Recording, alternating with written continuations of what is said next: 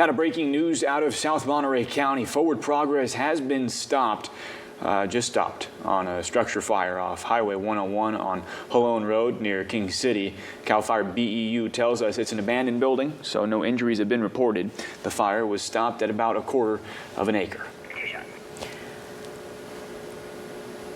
And earlier today, local leaders from San Benito and Monterey counties discussed ways to reduce homelessness. A plan called Lead Me Home aims to reduce homelessness in Monterey and San Benito counties by 50% by 2026. KION's Danya Romero breaks down why both counties are struggling to reach that goal.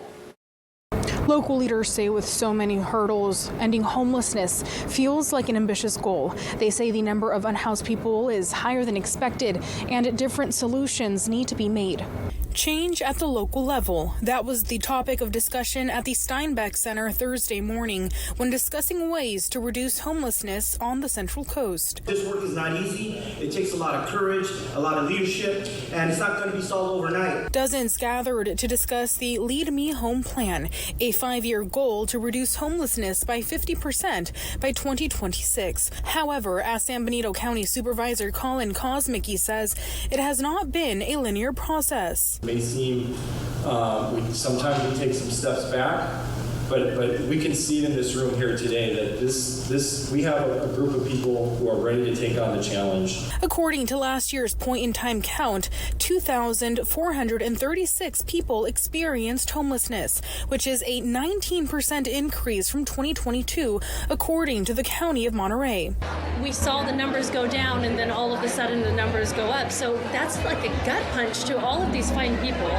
We were on track. At one point, we had saw a series of declines in 2019 and 2021, I believe. There was a decline, and collectively 28% decline in homelessness. Wilson says factors like the pandemic and flooding became reasons for the increase in the unhoused population. That goal was set to be reached by 2026. How optimistic are you? And even if you guys don't reach that goal, what are the plans moving forward? We are preparing ourselves, reanalyzing the data, reassessing how we are doing our investments, and we're going back to the drawing board. I don't think we're going to hit the 50% reduction, because that means that we would have to identify about 1,500 permanent housing units right now, which do not exist in Monterey or San Benito County.